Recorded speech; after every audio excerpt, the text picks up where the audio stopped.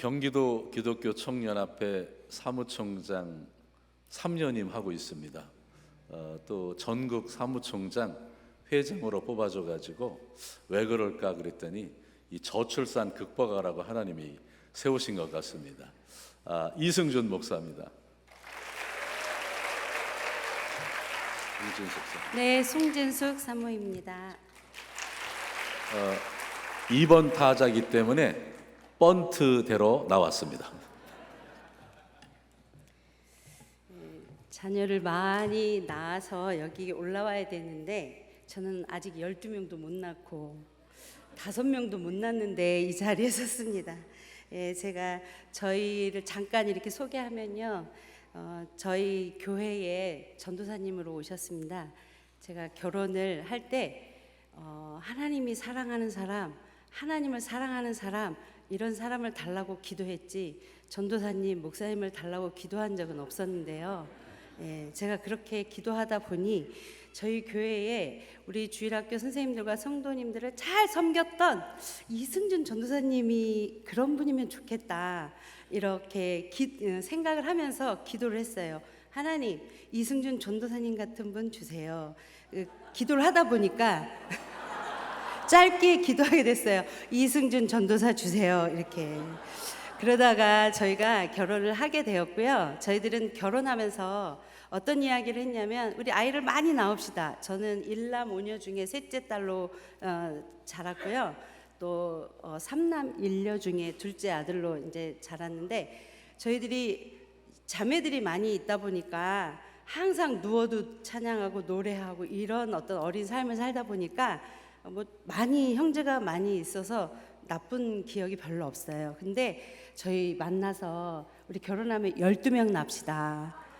저희들은 정말 그랬었어요. 그때는 저출산 극복 이런 운동 없을 때였는데 12명을 낳고 축구도 하고 나눠서 농구도 하고 합창단도 하고 저희들이 꿈이 너무너무 컸어요. 그래서 저희들이 결혼을 하고 12명을 낳으려고 작정을 하고 기도하고 했는데 큰아이를 3개월 만에 저희 아이를 하나님이 주셔가지고 잘 낳았어요. 제가 임신을 했다는 소식을 들으니까 입이 이렇게 귀에 걸려가지고 너무 좋아했는데, 그때부터 저를 어떻게 하냐면 새벽 기도 갔다 오면 눕혀놓고 배를 쫙 열고 하나님 큰 힘을 주시옵소서 이렇게 기도를 하는 거예요. 매일 아침마다 그렇게 출산 때까지 그렇게 기도를 해주셨답니다. 출산 날이 가까우는데 진통은 안 오고 더 이상 기다릴 수가 없습니다. 빨리 오세요. 그래서 촉진제를 맞고 아이를 돌리려고 오전에 들어갔다가 밤이 8시가 돼도 9시가 돼도 아이가 나올 기미가 안 보이니까 안 됩니다. 수술해야 될 것 같습니다. 이러시는 거예요. 제가 대기실에서 울었어요. 아가야, 너 빨리 나와. 너가 지금 빨리 나오지 않으면 너 동생들이 어떻게 하니? 12명 낳아야 되는데 수술하면 12명을 낳을 수가 없잖아요. 그래서 제가 울며 일기를 쓰고 그 분만실 대기실에서 제가 막 편지를 썼답니다. 그런데 도저히 안 된다고 하셔가지고 울며 사인하지 마세요 이렇게 했는데 사인을 하시고 제가 10시 한 반경에 수술을 하게 됩니다. 그래서 아주 예쁜 공주님이 나올 줄 알았는데 거의 100일 된 아이, 4.7kg 아이를 낳았어요. 그래서 애가 안 나왔나 봐요. 응? 그 큰 인물이 매일 아침마다 기도해 주셨던 그 큰 인물 주시옵소서가 뱃속에서 커가지고 나와서 4.7. 기도의 위력이 이렇게 대단합니다. 처음에 저희가 이제 그렇게 해서 우리가 아이를 낳았는데 제가 그리고 저희는 피임을 한 번도 한 적이 없어요. 여러분 피임하지 마세요. 왜냐하면 피임을 안 해도 안 주세요.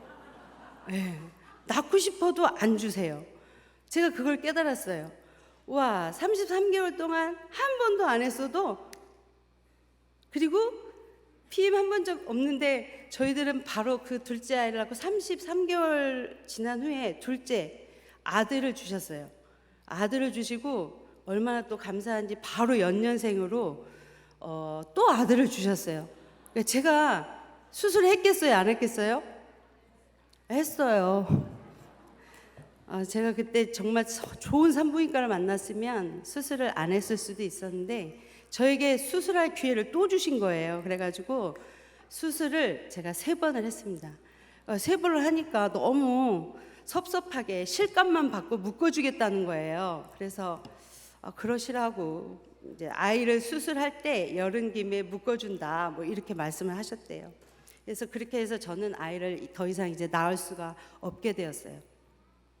그때가 31살에 마지막 출산을 하고 아이를 기르는데 저희가 이제 2돌 된 일주일 된 큰 아들, 딸 낳고 아들 그 큰 인물 밑에 아들을 주셨는데 그 아들이 이제 2돌 지나고 일주일 만에 저희가 교통사고로 잃어요. 저희가 12명을 낳아야 되는데 지금 나도 12명이 안 되는데 또 사고로 우리 아이를 하나 또 잃게 되었어요. 그러면서 그 아픔은 뭐 말로 할 수 없지만 하나님이 또 저희들에게 그렇게 또 살게 하시고 또 위로해 주시고 하나님이 나를 사랑하시는구나라는 것을 말씀으로 확인시켜 주셔서 잘 살아오는데 저희가 12명을 낳아야 되는데 2010년 저희는 개척하면서부터 아이를 많이 낳으라 그래서 첫 아이는 돌 1돈, 둘째는 2돈 이런 식으로 해서 선물을 해줬어요. 그런데 그 2010년도에 오늘의 본문 말씀 생육하고 번성하라고 하는 이 말씀을 계속해서 강단에서 외치는데요. 목사님께서 저 뒤에 앉아 있다가 저도 그 말씀을 듣는데 성도들은 꼼짝도 안 하는 것 같아요. 근데 제 마음에 가슴이 벌렁벌렁 뛰면서 너무 아이를 낳고 싶은 거예요. 전 낳을 수 있어요? 없잖아요. 막 낳고 싶어가지고 목사님을 설득을 시켰어요. 목사님, 저 목사님 닮은 아이를 또 낳고 싶습니다. 그리고 당신 제왕절개 3번이나 하고 어떻게 낳느냐? 그럴 수 없다. 산부인과에 가면 우리가 상담을 해봅시다. 낳을 수 있을 것 같습니다. 그랬는데 당신 몸 생각해서 안 된다. 이렇게 말씀을 해주시고 하는데 설득을 시켜서 제가 산부인과를 갔는데 원장님께서 목사님 지금 과학이 기술이 발달이 돼서 창조사역에 쓰임받고 있습니다. 그러면서 체외 수정하면 됩니다. 이렇게 말씀해 주시는 거예요. 그래가지고 저는 출산의 경험이 있어서 되겠다고 한번 해보자고 해서 했는데 단번에 임신이 된 거예요. 근데 저에게 박수 한번 쳐주세요.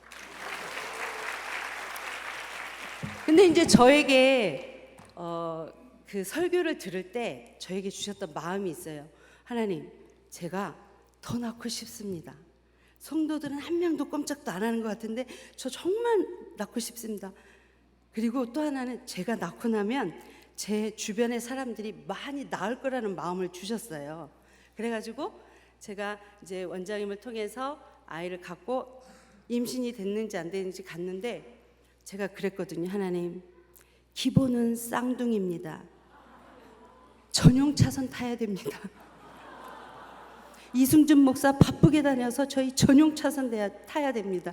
2은 주시면 저희가 자녀가 셋인데 2이 됐고 저희 부부와 아이 쌍둥이를 낳으면 딱 6명 전용 차선 탈 수 있는 거예요. 제가 하나님 기본 2명입니다. 다 주셔도 됩니다. 체외 수정할 때 그 5 수정체를 넣어서 착상을 시키는 건데 제가 그렇게 기도를 했어요. 근데 이제 임신이 됐다고 해서 막 보는데요. 심장이 하나밖에 안 뛰는 거예요. 그래서 제가 낙심을 했답니다. 감사해야 되는 게 맞는데 2이 아니어서 제가 잠깐 낙심을 했는데 수술했던 자국이 배가 나오면서 쫙 하고 아프더라고요. 전용 차선보다 나의 안전을 더 하나님이 보셨구나. 그렇게 세밀하게 저를 아시고 나의 체질을 아시고 한 아이를 주셨구나. 그때 감사했어요. 감사하고 그 아이를 잘 품고 있는데 이승준 목사가 임신했대. 그러니까 전국에 있는 동기 목사님들과 지인들이 비뇨기과를 다 가신 거예요. 다 막 비뇨기과를 갔다 왔다. 의사가 그랬대요. 아, 뭘 이제 뭘 풀으려고 그러세요? 이런 말씀을 듣고 오신 목사님들이 계시더라고요. 그러면서 이제 저희들이 그 아이를 출산하게 돼요. 그 아이를 출산할 때, 새 아이를 낳을 때는 전신 마취를 해서 제가 아이 울음소리 한 번을 못 들었거든요. 근데 이 아이는 울음소리도 듣고 아빠도 탯줄도 끊어보고 처음 경험을 한 거예요. 예, 그렇게 하면서 저희들이 건강한 아이를 주셔야 되잖아요. 노산에 건강하지 않으면 하나님 영광 가립니다. 하나님 건강한 아이 주세요. 그렇게 했더니 태어났는데 너무 예쁘게 건강한 아이, 손가락 발가락 다 있고요. 건강한 아이를 주신 거예요. 그래서 이제 또 낳았다 그리고 또 다 연락을 했더니 또 이제 목사님들이 너무너무 기쁘다고 축하해 주는 분들이 많으시더라고요. 산부인과에 화분이 쫙 서 있는데 제가 다 사진을 찍어놨거든요. 그렇게 아이가 축복을 받으면서 태어났고, 그 아이가 지금 올해 중학교에 들어갑니다. 건강하게 자라서 저희 그 아이를 낳을 때 고3 엄마였어요, 제가. 남들은 고3 그 뒷바라지 한다고 했는데 고3 우리 큰딸이 엄마 산바라지를 해줬어요. 그렇게 하는데 이제 저희가 그 아이를 낳고 초대를 받고 아니면 어느 기업체에 가서 예배를 하고 나면 이제 목사님을 통해서 생육하고 번성하라 이 말씀을 선포하게 하시고, 또 태국에도 어디 다른 나라에도 가서 이 메시지를 전하고 다 일어서시오. 하나님 제가 그 피 맞지 말라고 그랬잖아요. 아이는 제가 낳는 건 줄 알았어요. 저희가 계획 세워서 낳는 건 줄 알았거든요. 그게 아니고 아이는 받는 거라고 설명을 해주셨거든요. 아이는 하나님이 우리에게 주시는 거지 내가 갖는 게 아니다. 그래서 그 메시지가 항상 마음에 남아서 그리고 저희는 여자로 태어났잖아요. 여자로 태어나서 하나님이 우리에게 주신 특권 중에 하나가 아이를 생산할 수 있다라는 거예요. 저는 그게 너무 좋았어요. 내가 여자로서 할 수 있는 게, 이거 출산할 수 있는 특권이 있구나. 대신 낳아줄 수 없잖아요. 그런데 제가 낳았다고 하니까 아니라고, 아버지 날 낳으시고 어머니 기르셨다고 하면서 항상 그 말로 당신이 낳았다 이렇게 하시는데, 여자에게 주신 그 특권 중에 하나가 아무도 대신할 수 없는 그 특권이 출산의 특권인데 우리가 이걸 사모했으면 좋겠어요. 제가 불임센터에 가봤더니 오늘도 실패했어. 우리가 생각보다 아이를 낳으려고 하는 그 젊은 부부들이 참 많이 있고요. 아파하는 부부들이 참 많이 있더라고요. 여러분들이 제한하지 마시고 하나님이 주신 그 특권을 마음껏 누렸으면 좋겠어요. 그래서 야구단도 만들고 축구팀도 만들고 농구팀도 만들고 합창단도 만들고, 그러면서 오늘 우리가 잠깐 아까 찬양할 때 날 주관하소서 그런 찬양을 주셨는데, 하나님 내 생각 내 뜻이 아니라 하나님이 나 한 사람을 통해서 하시려고 하시는 일들을 마음껏 하실 수 있도록 하나님이 나를 주관해 주세요. 나를 주관해 주세요.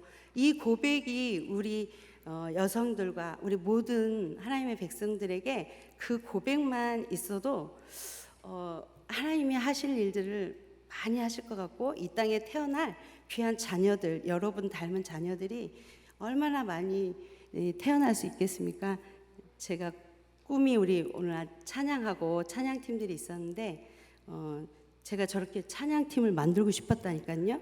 여러분들에게도 그런 꿈이 있으셨으면 좋겠습니다.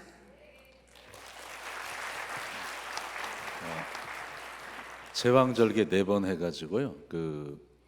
우리 교회가 교인들 프로스테이지가 3명 이상 낳은 가정이 60% 이상 돼가지고 보건복지부 장관으로부터 다자녀 출산 기관상을 받았습니다. 저희가 리마인드 웨딩을 우리 500만 원 들여줘가지고 우리가 해서 국회 돈으로 리마인드 웨딩도 했습니다. 할렐루야. 여러분 그 하나님 말씀 보면 자식이 기업이라고 그러잖아요. 자식이. 또 하나는 너희 여호와께서 너에게 준 땅, 기업인 땅에서 그렇게 얘기하잖아요. 그러면 기업이 땅이고 자손인데 땅과 기업 혹은 돈과 자손 그 두 가지가 같이 나오죠. 땅 혹은 돈과 자손 그 두 가지가 기업이라고 나오는데 하나님께서 우리에게 주신 것은 자녀를 많이 낳으면 하나님을 신뢰하고 우리의 미래가 돈에 있느냐 하나님께 있느냐 이걸 우리에게 물으시는 거예요. 그래서 돈이 있어야 낳지요. 그건 세상 논리예요. 땅이 있어야, 아파트가 있어야 애를 낳지요. 그건 세상 논리고요. 낳으면 하나님이 책임지신다. 이게 성경의 논리인 거예요. 할렐루야. 그게 언제 증명됐느냐? 이스라엘 백성들이 70명이 가나안 땅을 다 선물했을 때 경작을 못해요. 70명을. 여러분 이 동탄 요 시만 해도 70명이 경영이 안 됩니다. 화성시 70명이 경영 안 돼요. 가나안 땅을 70명에게 줘도 경영이 안 돼요. 그래서 하나님이 그들을 애굽으로 보내셔가지고 생명 싸게로 거기서 생명 많이 태어나서 약 200에서 한 300명쯤 되었을 때 출애굽 시켜가지고 가나안을 주시잖아요. 그때는 가나안이 경작이 돼요. 그러니까 땅부터 준다고 자녀가 나는 게 아니에요. 믿음으로 우리의 미래는 돈이 책임지는 게 아니라 하나님이 책임지시는 줄 믿습니다. 그래서 300명이 돼가지고 가나안 땅에 갖다 앉혀놓으니까 그 가나안 땅이 경영이 되는 거예요. 세상은 아파트 있어야 애 난다. No! 우리 믿음으로 낳는 겁니다. 할렐루야. 주님이 주시는 대로 낳는 거예요. 할렐루야. 우리 교회는 주일학교 애가 지나가다가 너 일로 와봐라. 너 애 얼만큼 낳을래? 그럼 주님이 주시는 대로 낳겠습니다. 중학생 지나가다 너는 주님이 주시는 대로 낳겠습니다. 다 그렇습니다. 주님이 주시는 대로. 할렐루야. 얼만큼 낳아야 될까요? 주님이 주시는 대로. 여러분 기업 하나가 삼성, LG, SK인데 한 생명이 삼성보다 훨씬 큰 기업이에요. 한 백성 한 나라가 된다고요. 믿으십니까? 그럼 여러분 LG, SK 이걸 다 준다 그러면 하나만 받는 게 낫겠어요? 잔뜩 받는 게 낫겠어요?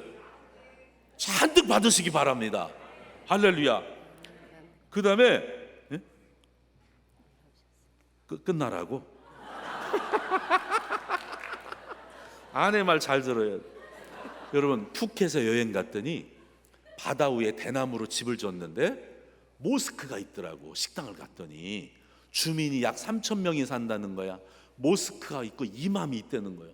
가이드가 설명을 하는데 이 대나무로 바다 위에 집 짓는 것은 배 타고 다니는 개념이라 다른 나라 사람이 와도 배 타고 다니는 개념이라 허락을 해준다는 거야. 육지에 올라오면 안 되지만. 그런데 거기에 90년 전에 모슬렘 이슬람 사람 두 가정이 거기에서 정착을 했다는 거야.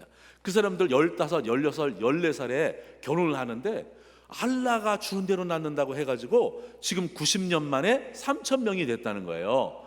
90년 만에 여러분 계산해 430년 만에 70명이 300만 명 되잖아요. 그 계산이 실제 그래요.